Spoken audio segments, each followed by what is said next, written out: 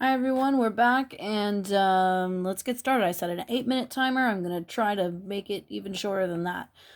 Before I get started, I just want to show, I was looking at, oh man, that light's bad. I was looking at this sphere video yesterday and I think I could have gone a little darker with the darks. So that's a better example of the sphere video.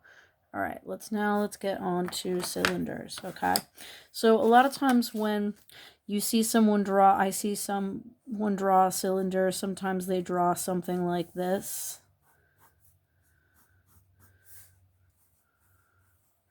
And what this is, this is our brain telling us, we're thinking, okay, a cylinder has a top and it has a bottom, and we draw both of those things. But in reality, and I left my cylinder at school, so I brought this in. So you're never going to see both sides at the same time. You'll never see the top and the bottom. And if we look directly from the top down, it's a perfect circle. We know this is a perfect circle.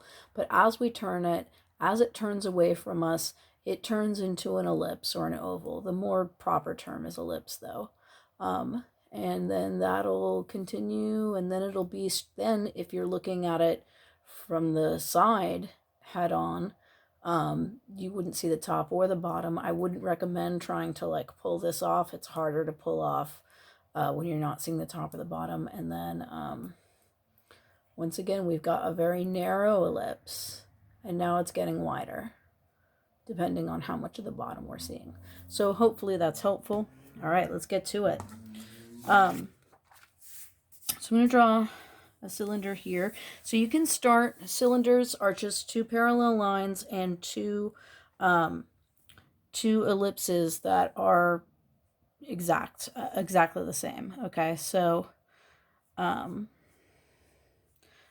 you can start with both of the ellipses if you want to. I think that is sometimes easier for me. And then you join them with two parallel lines. And I'm going to do the same thing again.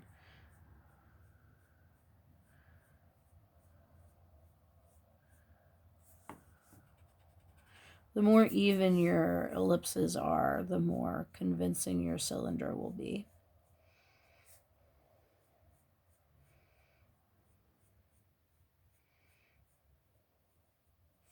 For some reason, I'm making myself draw this at an angle, and I don't know why.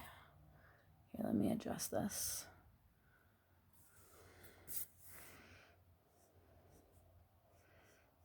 All right, I got 5 minutes. So the way you draw a cylinder is the same whether you're looking at the top or the bottom. It just depends on what line you remove. So here, I'm removing the bottom part of that ellipse, and it looks like I'm seeing the top of the cylinder. Here, I'm going to remove this part, and then we're looking up at the bottom of the cylinder. So that's the basic one I want you to try out, and then, try out a couple different variants. Here's a sideways one. When I do a diagonal one, for some reason I like to do the parallel lines first, then I'll turn it, and I'll do the rest. And you'll see, when I'm drawing it, I don't draw out like the whole ellipse. I just do one, and then I copy the angle. So yeah, do like a long skinny one and an angle. Remember, we can do like a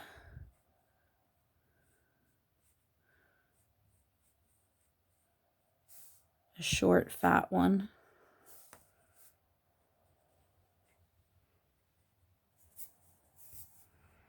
I got 3 minutes. Okay. And you can even do ones where those ovals overlap. And that would just mean that we're seeing that much more of the the front of it here. So enough of that. Let's just talk about shading. Shading of cylinders is similar to that of spheres because it's a rounded form, and we know that as with a rounded form, because the angle of the surface is changing, the either more or less light is hitting it. So let's say put our light source here. We've got, this is all getting hit with light, this is all getting hit with light. Slowly though,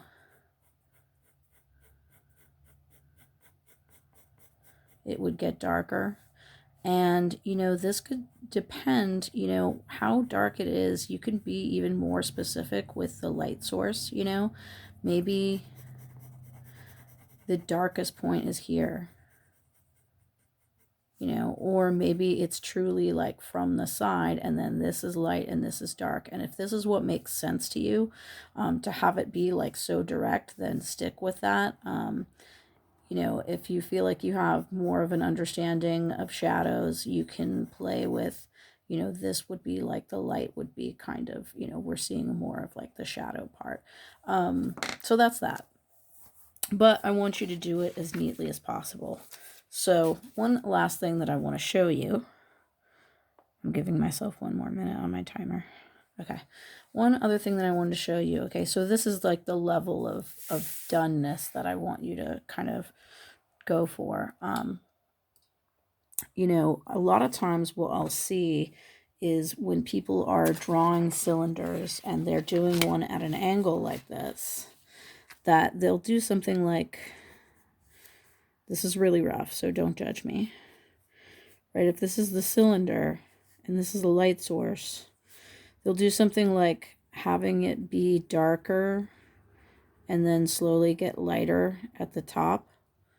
That doesn't happen in reality because the same amount of light is hitting this part as it is this part. A way to just keep it straight in your head is, so this is bad, don't do that. A way to keep it straight in your head is just to know that the curve, the gradient, the light to dark transition is always going to follow the direction of the curve. If I go from here to here, from top to bottom, I'm not curving, but here I'm curving around. That's the direction that my shadow is going to go. And I wanted to show one more thing because a student asked about it. It is possible to have the light be coming, oh man, I lost my little paper with my guy. Oh, there it is. It's possible to have, you know, it be like the highlight is in the center and it gets darker on the edges. This would only happen if this was like a kind of like a highly reflective material. Like this gives the idea this could be made of metal.